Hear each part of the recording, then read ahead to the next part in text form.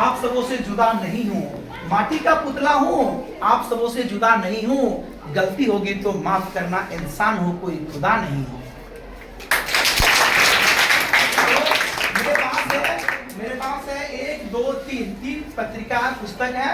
ये पुस्तक उनके लिए है जो बच्चे अभी से लेके अपना जीवन भर पढ़ेंगे, तब तक के लिए, पढ़ने के बाद भी, पढ़ने से पहले भी, है ना। इसका नाम है छोटी छोटी मगर गहरी बातें। जितने भी महापुरुष हैं वो महापुरुष के जीवन से जुड़ी जो घटनाएं हैं वो घटनाओं को इसमें शामिल किया गया। ये भाग 2 है और ये है छोटी छोटी मगर गहरी बातें, भाग 1 है, ठीक है ना। और ये इसमें भी महापुरुष की कहानी है। और महापुरुष की कहानी आप सुन लेंगे, आपको लगेगा क्या कितना हम मोटिवेट हुए हैं, कितना हमको अच्छा लगा है। तीसरी किताब है भाषण कला प्रेमानंद की प्रस्तुति, ठीक है ना। क्या नाम है? भाषण कला। तीनों किताब के बारे में अगर बताने लग जाएंगे हम तो अभी से शाम हो जाएंगे, फिर भी आप कहेंगे सर मत बताइए, सुनते आप जाएंगे। लेकिन तीनों किताब के बारे में मात्र संक्षेप में बताएंगे, बहुत कम समय बताएंगे। आप लोग सुनेंगे, तैयार हैं? yes. सब तैयार हैं? चलिए, किताब का नाम है छोटी छोटी मगर गहरी बातें। इसमें महापुरुषों की कहानी है। वो कहानी है जो कहानी आपको हर मोड़ पे साथ देंगे, हर मोड़ पे ऊर्जावान बना देंगे, हर मोड़ पे आपको मोटिवेट करेंगे, ठीक है ना। ये कहानी ऐसी है तो कहना चाहिए मैम चाहिए है कहानी बताइए, कोई बताइए किसके बारे में सुनेंगे? चलिए, एक बहन बोली गांधी जी के बारे में, सब सुनेंगे? चलिए, ये कहानी इस किताब में लिखी हुई 100% है, सुन लीजिए। जब एक बच्चा, नन्हा सा बच्चा छोटा था, है ना, जब गांधी जी छोटे थे, क्या थे? छोटे थे तो उनकी माँ उपवास किया करती थी। क्या करती थी? उपवास किया करती थी। उपवास के दिन में एक नियम था कि उनकी माँ कोयल का आवाज सुन करके ही भोजन किया करती थी। लेकिन एक दिन की बात है, कोयल आवाज नहीं लगा रहा था। वो नन्हा सा बालक, मासूम सा बालक बेचैन हो गया इस बात के लिए कि कोयल ने आवाज नहीं दी है, मेरी माँ भूखी प्यासी है। अपनी माँ के दर्द को देखते हुए वो गया, बालक झाड़ी में छुप करके कोयल का आवाज लगाया और आके माँ से कहा, मामा अब तुम भोजन कर लो, कोयल ने आवाज दे दी है। वो बालक का बात सुनकर के माँ उसे बालक को जोर से थप्पड़ मारी और फूट फूट करके रोने लगी और कही भगवान से, हे भगवान मैंने कौन सा ऐसा अपराध किया जो मेरे गर्भ से झूठा बेटा पैदा लिया है। अपनी माँ को रोता हुआ देख वह नन्हा सा बालक कसम खाया कि माँ मैं जीवन में कभी झूठ नहीं बोलूंगा, और दिया हुआ वह कसम बालक मरते दम तक निभाया, कभी झूठ नहीं बोला। कहानी अच्छी लगी तो ताली होनी चाहिए। तो जब एक नन्हा सा बालक एक छोटी सी घटना से झूठ बोलना सदा के लिए छोड़ सकता है, तो ऐसे ऐसे अनेकों महापुरुष जीवन में आपको प्रकाश ला देंगे, उम्मीदें ला देंगे। लेकिन ये किताब आपको मिल नहीं पाएंगे। अगर नेट में खोजेंगे तो ऐसे ऐसे टॉपिक आपको मिल नहीं पाएंगे। अगर नेट में खोलेंगे तो नेट में आपको 300 का रिचार्ज करना पड़ेगा, डाटा खत्म हो जाएगा, फिर भी ऐसा ऐसा कलेक्शन आपको नहीं मिलेगा। मिलेगा? नहीं मिलेगा। मैं ऐसा वादा के साथ कहता हूँ, नहीं मिलेगा। दूसरी कहानी और आपको सुनाना चाहेंगे, आप लोग सुनेंगे? एक बच्चे को जिज्ञासा हुई, हो गया गुरु के पास और कहा, गुरुजी आप मुझे अपना शिष्य बना लीजिए। क्या कहा? आप मुझे अपना शिष्य बना लीजिए। तो गुरु ने कहा, तुम मेरे शिष्य बनने के लायक हो कि नहीं हो, पहले परीक्षा तो हो जाए। तो शिष्य हर परीक्षा देने के लिए तैयार हो गया।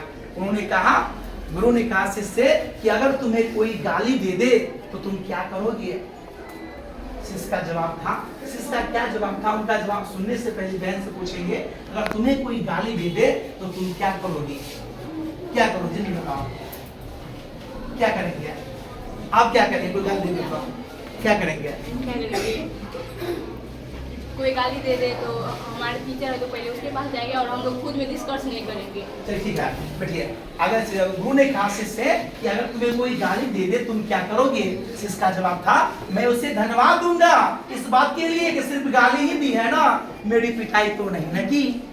अब गुरुजी फिर उनसे दूसरा सवाल करता है, कहता अगर सचमुच तुम्हारी कोई पिटाई कर दे तो तुम क्या करोगे?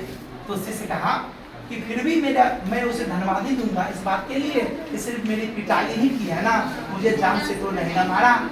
फिर गुरु उनसे अंतिम में पूछता है कि अगर तुम्हें सचमुच में जान से ही वो मार देता तुम क्या करोगे? तब शिष्य कहता है, तब तो मेरे पास करने के लिए कुछ नहीं रहेगा, लेकिन फिर भी मेरी आत्मा उसे धन्यवाद ही देगा सांसारिक कष्टों से मुक्ति को देने के लिए। तो ऐसी उनकी शिक्षा थी। कहानी अच्छी लगी? आपने पूछा सर वो महान गुरु, वो महान शिष्य कौन था, जानते हैं? वो महान गुरु था भगवान गौतम बुद्ध। उनके शिष्य थे, उसका नाम था आनंद। क्या नाम था? आनंद। अब ठुके ताली। जानती है, कहते हैं निगाहें आपकी पहचान है हमारी, मुस्कुराहट आपकी शान है हमारी। अरे बजने दो मत रोको इन तालियों को, ताली आपकी जान है हमारी।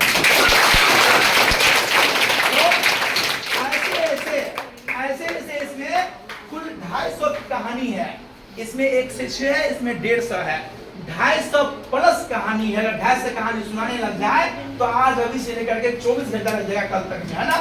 250 कहानी, समय का अभाव। 2 कहानी सुन के आपको कैसा लगा? बहुत अच्छा। ऐसी कहानी आप कहीं पे याद करके सुनाएंगे किसी को तो क्या कहेंगे लोग? क्या ज्ञानी है, कितना जानकारी है। चलिए कहानी और सुनाते हैं। आप लोग तैयार है सुनने के लिए? ये लास्ट कहानी होगी, आप लोग सब सुनने का जरूर प्रयास कीजिएगा।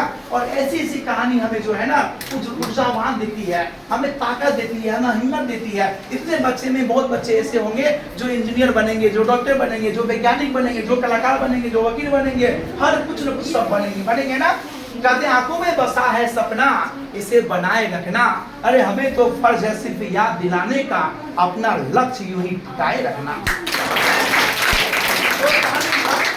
ये लास्ट कहानी है, ये लास्ट कहानी है। आपस से बात ना करें, कहानी को ध्यान से आंख बंद करके सुने। ये कहानी उन दिनों की है जब हमारा देश प्रथम था, हमारा देश गुलाम था। उस समय बम्बई मेल एक्सप्रेस ट्रेन खचाखच पैसेंजर से भरी हुई थी। कोने में कुर्ता पैजामा बैठे एक यात्री जो है, मतलब वैसे यात्री बैठा हुआ था। उस आदमी को देख करके जितने अंग्रेज लोग थे सब उसको ताने मारते थे, कैसा गवार है, कैसा बेवकूफ है, उसको पागल समझते थे, गवार समझते थे। लेकिन वो व्यक्ति शान से खिड़की के बगल में कोने में बैठा हुआ था, यात्रा कर रहा था। इतने ही देर में क्या होती है, उसके मन में क्या सोचता है, वो जाता है और जंजीरें खींच लेता है ट्रेन की। जंजीरें रुक जाती है ट्रेन। जब रुक जाती है तो पैसेंजर उसमें भरा भरा कहते रहता है। उधर से 2 गार्ड आते हैं और गार्ड कहते कि गाड़ी किसने रोकी? तो वह युवक कहता है कि गाड़ी मैंने, जंजीरें किसी गाड़ी मैंने रोकी। कहता क्यों तुमने गाड़ी रोकी है? कहा वो व्यक्ति कहा कि यहाँ से फलांग दूरी पर ट्रेन की पटरी उखड़ी हुई है और इसीलिए मैंने गाड़ी को रोकी यहाँ पे जंजीर से। तो गार्ड कहता है तुम्हें कैसे पता कि यहाँ से फलांग दूरी पर गाड़ी की पटरी उखड़ी हुई है? तो उन्होंने कहा कि गाड़ी के गति में परिवर्तन देखा, गाड़ी में गति के परिवर्तन देखा और असहज हुआ, इसलिए मैंने सोचा गाड़ी की पटरी उखड़ी हुई है। तो यह साबित करने के लिए गार्ड क्या करता है, वह युवक को बुलाता है और ट्रेन जहाँ रुकी होती है वहां से 2-3 किलोमीटर जाता है। देख करके गार्ड हतप्रभ रह जाता है। जब गार्ड जाते हैं देखने के लिए, कुछ पैसेंजर भी उनके साथ जाते हैं। वाकई में पटरी की नोट वर्क खुली रहती है। वह देख करके गार्ड मतलब आश्चर्य करने लगता है। तमाम जो पैसेंजर उनका बुराई कर रहे थे वो उनको माफी मांगने लग जाते, मुझे माफ कर दीजिए। तब कहा वो गार्ड तुम कौन हो? तो कहा मैं एक इंजीनियर हूँ और मेरा नाम है डॉक्टर M विश्वेश्वरैया। मैं एक इंजीनियर हूँ और मेरा ही नाम है डॉक्टर M विश्वेश्वरैया। तो कहते हैं जिनके कार्यों में था अद्भुत रवैया, वह थे हमारे देश के डॉक्टर M विश्वेश्वरैया। वो महान इंजीनियर थे, उसकी तारीफ होनी चाहिए। ऐसे बहुत सारी कहानी है। ये कहानी खत्म होती है, बताएंगे शाम हो जाएगा। दूसरी किताब है भाषण कला। आप लोग में से कोई बच्चे यहाँ पे आ जाइए, कोई बच्चे यहाँ पे आ जाइए और युवा दिवस पे भाषण देके सुना दीजिए। उसको 3 किताब हम अभी गिफ्ट करके निकल जाएंगे। आ जाइए और ये बताइए युवा दिवस पे किसका जयंती मनाते हैं? कोई बताइए हमें, कोई बता दीजिए। हम एक शायरी बोलेंगे, आप समझ जाएंगे किसका जयंती मनाते हैं। शायरी सुनेंगे? सब रेडी है? कहते हैं जिनके ओजस्वी वचनों से, जिनके ओजस्वी वचनों से गूंज उठा था सारे विश्व गगन, वो थे प्रेरणा पुंज हमारे स्वामी स्वामी विवेकानंद की जयंती हम मनाते हैं युवा दिवस के रूप में 12 जनवरी को। कोई भाई बहन आके आइए सामने में और भाषण दे दीजिए। उसको 3 किताब गिफ्ट देंगे और अलग से प्रोत्साहन राशि भी देंगे हम 151 रुपया। कोई है? आइए, मस्ट वेलकम। नहीं है ऐसे आपके साथ समस्या नहीं है। ऐसी समस्या हाई स्कूल के बहनों के साथ है, जो कॉलेज में पढ़ती है उनके साथ है, जो पॉलिटेक्निक कॉलेज में पढ़ते हैं उनके साथ है। क्यों है? क्योंकि आज की डेट में आदमी मैट्रिक, इंटर, बीएड, एमए कर लेते हैं, लेकिन दो शब्द बोलने के लिए उसके हाथ पे टंगाने लगते हैं, मुंह थरथराने लगते हैं, जवान जो बंद हो जाते हैं, कुछ बोल नहीं पाते, समझ नहीं पाते हैं, डर जाते हैं, भय हो जाता है, वो अपनी बात को रख नहीं पाते है ना। ऐसी समस्याएं होती है। तो जिस तरह से नृत्य करना एक कला है, गीत गाना एक कला है, खेलना एक कला है, उस तरह से भाषण देना भी क्या है? बड़े बड़े जनसमूह को संबोधित करने के लिए, उत्सव में भाग लेने के लिए, गोष्ठी में बोलने के लिए और किसी भी प्रोग्राम में बोलने के लिए भाषण ही एक सशक्त माध्यम है ना। तो भाषण देना एक कला है। कला कैसे आएंगे? जब आपके पास ऐसे बुक मिल पाएंगे, तब आप समझ जाएंगे, तब आप भाषण दे पाएंगे। इस किताब में लिखा हुआ है भाषण कैसे तैयार करें। हम जोर से बोल रहे हैं, स्पीच में बोल रहे हैं, आप लोगों को समझ आ रही है? पक्का ना? समय कम इसीलिए तो बड़े बड़े उत्सव भाग लेने के लिए भाषण ही एक सशक्त माध्यम है। और ये माध्यम वो माध्यम है जिसमें लिखा हुआ कि विद्यार्थियों को भाषण देने से पूर्व क्या क्या तैयारी करनी चाहिए, क्या करना चाहिए, क्या बोलना चाहिए, कैसे स्टेज पर खड़ा रहना चाहिए, माइक कैसे पकड़ना चाहिए, अपना बॉडी लैंग्वेज कैसे रखना चाहिए, हर कुछ बताया गया है। और इनके साथ ही इसमें राष्ट्रीय गीत है, शेर है, शायरी है, कविता है, हर कुछ है। एक शायरी सुनाते हैं, आपको सुनेंगे? कहते हैं रोशनी चांद से मिलती है तारों से नहीं। रोशनी आप सबको मित्र लोग है ना, साथी लोग है ना। कहते हैं रोशनी चांद से मिलती है तारों से नहीं, अरे दोस्ती दोस्त से की जाती है किसी गद्दारों से नहीं।